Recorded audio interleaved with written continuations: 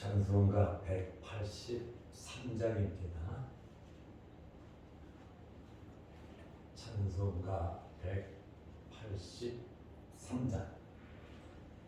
빈들의 마른 불같이 시들은 나의 영혼, 주님이 약속한 성령 간절히 기다리네.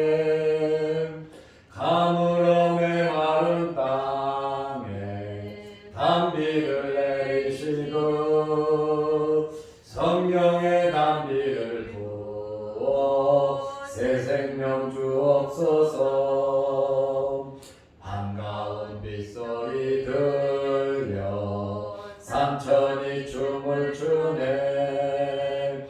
봄비로 내리는 성령 내게도 주옵소서. 가물음의 마른 땅에 단비를 내리시고 성령의 단비를 부어 새 생명 주옵소서. 절 따라 우러를 내려 초목이 무성하니 갈급한 내 심령 위에 성령을 부으소서. 가물음의 마른 땅에 단비를 내리시고 성령의 단비를 부어 새 생명 주옵소서. 참되신 사랑의 언약 어길 수 있사오랴. 오늘의 흡족한 은혜 주실 줄 믿습니다. 가물음의 마른 땅에 단비를 내리시고 성령의 단비를 부어 새 생명 주옵소서.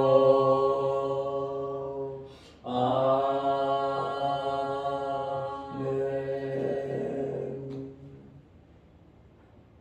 사도신 경으로 우리의 신앙을 고백하겠습니다.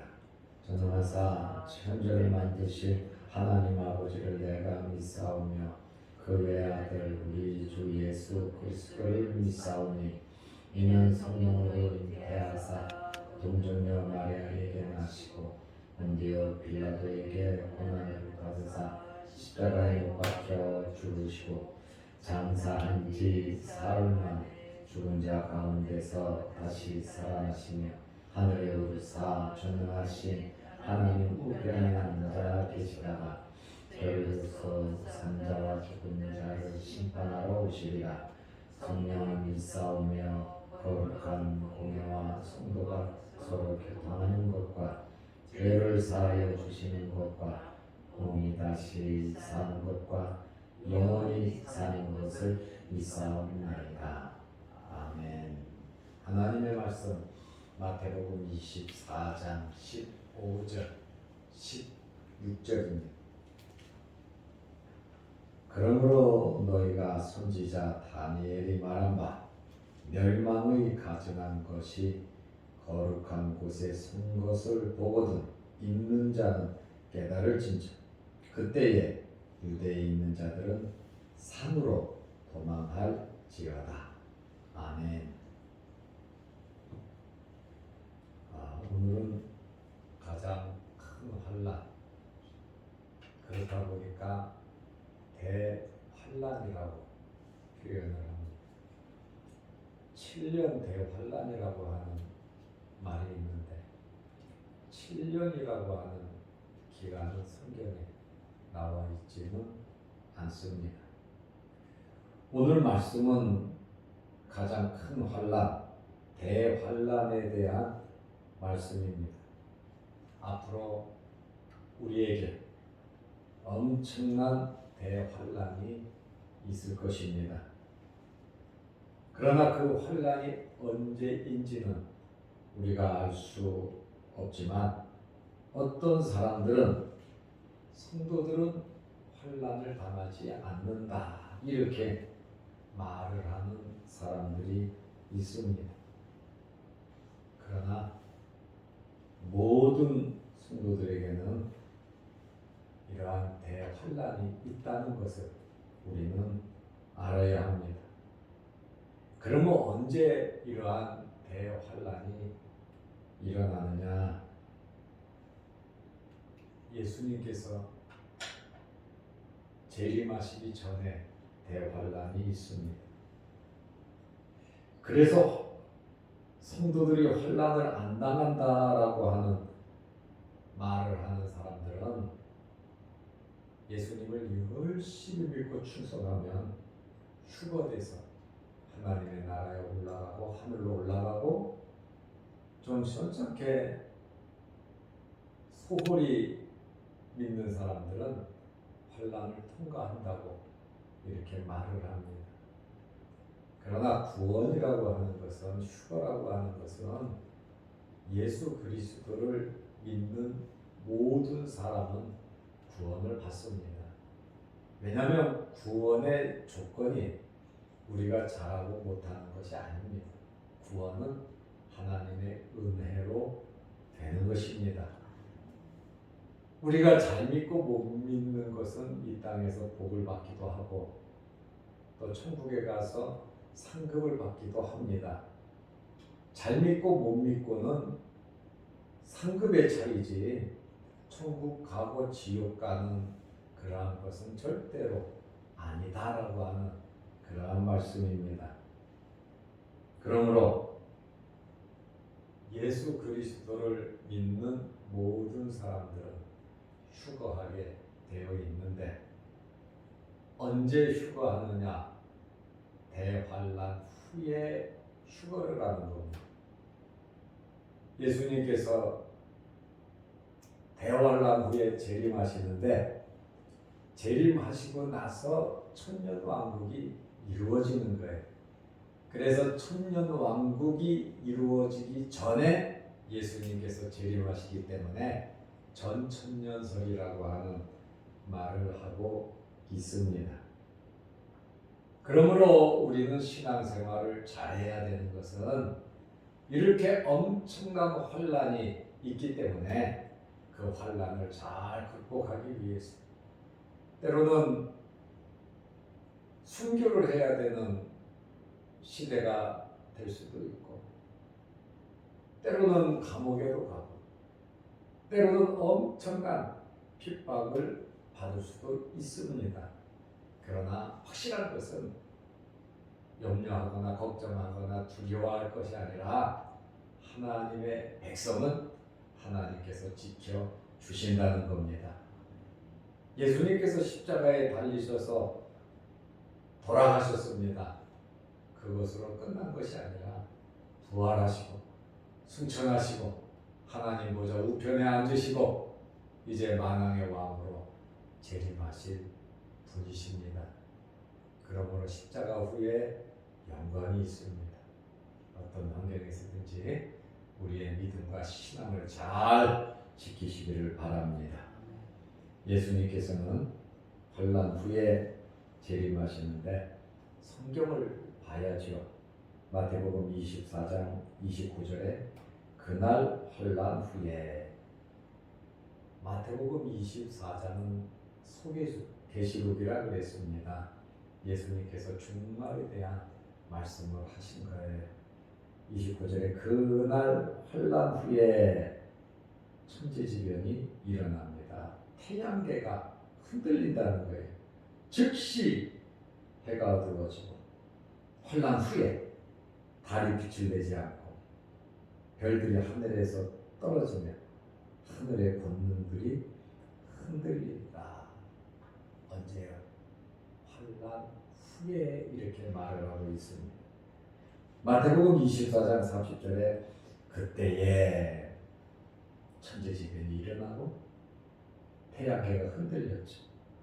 환난이 끝나고 태양계가 흔들리고 그때 인자의 징조가 하늘에서 보이겠고 그때의 환난 후에 또 하늘 태양계가 흔들리는 해가 어두워지고 달이 빛을 내지 않고 별들이 하늘에서 떨어지고 하늘의 권능들이 흔들리는 그때에 인자의 징조가 하늘에서 보이겠고 그때에 땅의 모든 족속들이 통곡하며 그들이 인자가 구름 타고 능력과 큰 영광으로 오는 것을 보리라. 예수님께서 구름 타고 오시는 것을 볼 것이다.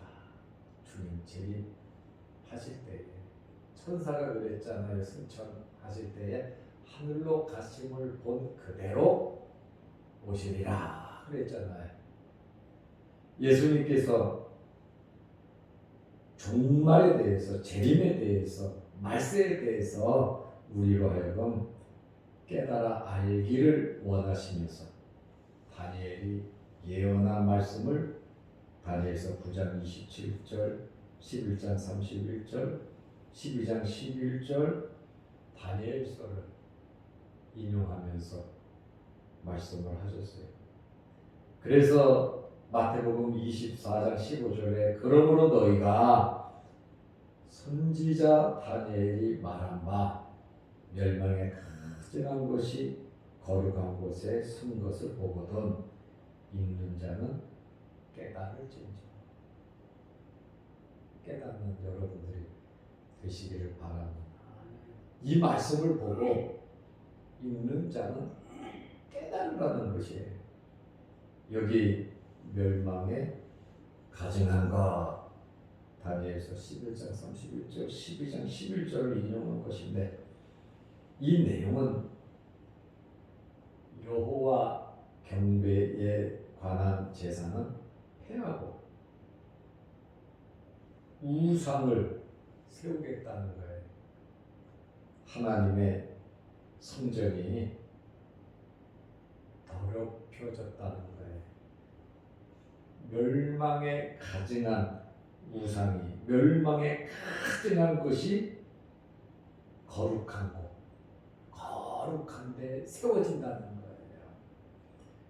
우리가 구약의 악한 왕들을 보면 성전 안에 바알 우상을 세우고 아세라 우상을 세우고 하나님께 제사 드리는 것은 폐하고 선지자들은 잡아 죽이고 이러한 신상을 갖다 놓고 우상 앞에 제물을 바치고 절을 하는 이스라엘 사람들, 예루살렘 성전에 구약의 왕들이 이런 짓을 한 사람들이 있습니다.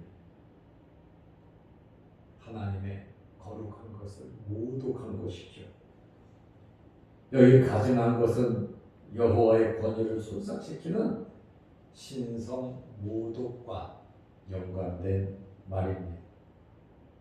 헬라어로 부텔리소마이, 이 가증한 것이라고 하는 것은 악취로 인해 구토를 일으키다, 혐오스럽다라고 하는 뜻이에요. 우상과 거짓된 사수를 의미하고 있습니다. 그런데 이런 멸망에 가증한 것이 거룩한 곳에 선 것을 보거든. 거룩한 곳이라고 하면 예루살렘 성전이거든요. 거룩한 장소잖아요. 하나님께 예배드리는 곳이잖아요. 하나님을 만나는 곳이잖아요. 기도하는 곳이, 찬송하는 곳이잖아요. 이곳에 멸망에 가증한 것이 선다는 것은 하나님의 성전, 예루살렘 성전이 우상 숭배의 장소가 돼 버린다는 거예요. 계속 구약 시대에는 개혁을 하면서 제대로 하나님의 성전을 수리하기도 하고 하나님을 숨겼습니다. 그런데 예수님께서 종말에 대한 이러한 말씀을 하면서 다니엘서를 갖다가 말씀을 하셨는데 그 말씀을 하시고 읽는 자는 깨달을진저 이 글을 보는 자들은 눈으로 보고 깨달으라고 하는 그러한 말씀이에요. 예루살렘 성전은 어느 종교 단체의 소유였습니까?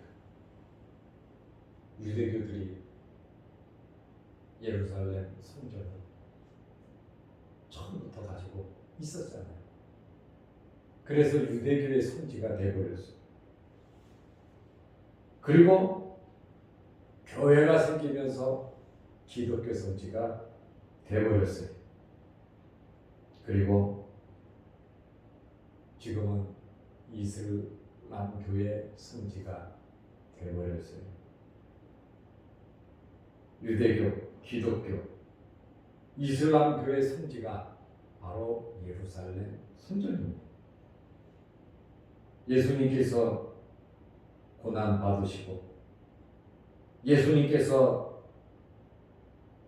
제단을 쌓으시고 예수님께서 성전을 찾으신 곳이죠. 이슬람 교도들에게는 무함마드가 승천한 장소가 예루살렘이라고 합니다. 지금 예루살렘 성전의 소유권은 이슬람 교회에서 관리를 하고 있습니다. 이들은 알라를 섬기고 있잖아요. 알라를 섬깁니다. 무함마드를 섬깁니다. 예수님은 그냥 한 선지자의 한 종류 정도로만 그냥 보고 맙니다. 이렇게 말세의 징조를 예수님께서 다니엘서를 인용해서 소계시록을 말씀하시면서 지금 이 말씀을 하고 계십니다. 멸망에 가증한 것이 거룩한 곳에 선 것을 보거든. 예수님께서 친히 경고적 또 교훈적인 종말에 대한 메시지를 해 주신 겁니다. 지금 예루살렘 성전이 이슬람교들이 섬기는 장소가 되어버렸어요. AD 638년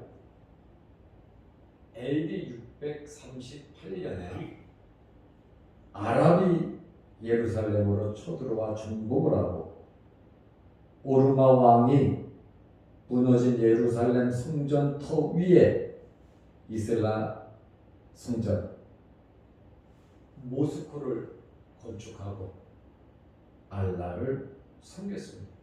그것이 AD 638년입니다. 예루살렘 성전을 이슬람이 차지하고 있으니까 AD 1099년에 십자군이 일어나서 예루살렘을 정복합니다. 그리고 이슬람을 섬기던 그 성전이 하나님을 섬기는 그러한 장소로 십자군에 의해서 바뀝니다. 그러다가 채 100년도 되기 전에 AD 1187년에 아랍이 다시 예루살렘을 쳐들어와서 정복을 합니다. 그래서 예루살렘 성전이 이슬람 성전이 되어버리고 만 겁니다. 지금까지 목숨을 걸고 그것을 사수하고 있습니다. 그래서 통곡의 벽에 가면 하나님 앞에 울면서 그곳에서 통곡을 하고 있는 겁니다. 이스라엘 사람들은 다시 예루살렘 성전을 탈환하기를 원하고 있습니다. 뭐 기독교인들은 다 그것을 원하겠죠. 유대인들은 이 성전을 다시 제자리로 찾아오면 그때에 메시아가 올 것이다 라고 생각을 하는 유대인들은 예수님을 인정하지 않잖아요. 그들은 지금 유대 땅 베들레헴에 태어날 메시아를 유대인들은 기다리고 있어요. 뭐 유대인 중에도 예수님을 믿는 사람도 있고 이슬람을 믿는 사람도 있고 유대교 율법만 믿는 사람들도 있죠. 랍비들이죠. 그런데 지금도 이 사람들은 메시아가 오기를 기다린다는 거예요. 예수님을 인정하지 않는다는 것은 신약 성경을 인정하지 않는다는 것이죠. 그래서 지금 이 성전에 대해서, 예루살렘 성전에 대해서 유대교, 기독교, 이슬람교의 성지가 지금 돼 있다라고 하는 그러한 말씀입니다. 예수님 말씀 그대로 다니엘이 말한 바 멸망에 가증한 것이 거룩한 곳에 선 것을 보거든 읽는 자는 깨달을진저 주님 오실 때가 됐다는 거예요. 말세는 언제냐? 말세의 기준은 예수님께서 오심으로 말세가 시작된 겁니다. 지금 2000년이 지났죠. 지금 시대를 가리켜서 말세 지말이라 그래요. 말세 중에서도 지말, 마지막 끝이 다가왔다. 세상을 돌아보니까 세상 사람들도 말세라 그러는데 이러한 대환란이 지금까지도 초대교회부터 엄청난 환란이 교회와 교인들에게, 하나님의 백성들에게 끊이지 않고 일어나고 있지요. 그러나 계시록이 말하는 이 두 짐승, 그 종말, 사탄의 역사에 의한 이 대환란이 우리에게 언제 임할는지는 모르지만 세월은 흘러가고 있다. 주님 오실 날도 가까워지고 이 엄청난 마귀가 자기의 때가 얼마 남지 않은 줄 알고 발악을 하는 그 때가 다가오고 있다라고 하는 사실을 생각하면서 우리는 영적인 무장을 해야 되겠고 하나님 말씀 붙잡고 우리는 살아가야 합니다. 우리 세대에 주님 오실는지 다음 세대에 오실는지 그날은 모르죠. 그러나 주님을 바라보면서 일제시대도 그랬고 공사치하 시대도 그랬고 잘 먹고 잘 사는 지금 세계 경제 시기에 있는 이 시대도 우리 믿음의 사람들은 주님 오실 날을 바라보면서 마음을 편치 말고 믿음을 가지고 살아가야 되는 것입니다. 마태복음 24장 16절에 보면 그때에 지금 현재 시대를 살아가는 우리에게 경고하는 말씀입니다. 그때에 거룩한 곳에 멸망에 가증한 것이 쓴 것을 보면 유대에 있는 자들은 산으로 도망할지어다. 산이라고 하는 것은 유대인들에게는 각별한 의미가 있어요. 산의 의미, 산이 굳건히 밖에서 움직이지 않잖아요. 그래서 시편 11편 1절을 보면 하나님의 보호가, 하나님의 도움의 근원지가 바로 산을 지칭하고 있거든요. 이러한 말세를 당한 성도들은 산으로 도망하라는 것은 하나님의 보호와 하나님을 의지하라고 하는, 더욱더 깨어서 하나님을 잘 섬기라고 하는 그러한 의미지, 그냥 산속에 가서 살으라고 하는 그러한 말은 아니에요. 산이라고 하는 것은 모세가 십계명을 받은 곳이고 하나님을 만난 장소가 바로 산이고 예수님께서 산에서 하나님의 말씀을 가르치시기도 하셨습니다. 우리는 이러한 환난의 때 말세를 살아가는 우리 신앙의 위기가 왔을 때 거룩한 곳에 가증한 것이 선 것을 본다면 산을 찾듯이 산으로 도망가라고 했으니까요. 우리는 하나님을 찾고 하나님의 말씀으로 돌아가는, 더욱더 굳세게 하나님을 의지하는 여러분들의 믿음과 신앙이 되시기를 바랍니다. 기도하겠습니다. 하나님 아버지, 내일 거룩한 주일을 잘 예비하게 하시고 코로나가 극성을 누리는 이러한 시기에도 하나님을 바라보며 또 예배를 드리며 기도하며 믿음을 지키며 살게 하시오니 감사합니다. 어떠한 환경 속에서도 모이기를 힘쓰게 하시고 하나님께 예배드리기를 힘쓰게 하시고 우리의 마음이 흐트러지지 않도록 하나님께서 굳건하게 붙잡아 주옵소서. 말세를 살아가는 우리들이 깨어서 하나님을 잘 섬길 수 있도록 은혜 베풀어 주옵소서. 오늘도 이 새벽에 주의 전에 나와 머리 숙여 기도합니다. 우리의 기도 들어 주옵소서. 영상 유튜브를 보며 예배드리고 기도하는 성도들의 그 간절한 기도 제목도 이루어 주옵소서. 내일 거룩한 주일을 잘 예비하는 오늘 하루 되게 하시고 오늘 이 새벽에 주님 만나는 은혜로운 시간, 성령의 충만함을 받는 귀한 시간이 되게 하옵소서. 하늘문이 열리게 하옵소서. 예수님의 이름으로 기도드리옵나이다. 아멘. 하늘에 계신 우리 아버지여, 이름이 거룩히 여김을 받으시오며 나라의 임하옵시며 뜻이 하늘에서 이룬 것 같이 땅에서도 이루어지이다. 오늘날 우리에게 일용할 양식을 주옵시고 우리가 우리에게 죄 지은 자를 사하여 준 것 같이 우리 죄를 사하여 주옵시고 우리를 시험에 들게 하지 마옵시고 다만 악에서 구하옵소서. 대개 나라와 권세와 영광이 아버지께 영원히 쌓옵나이다. 아멘. 자유로 기도하시기 바랍니다.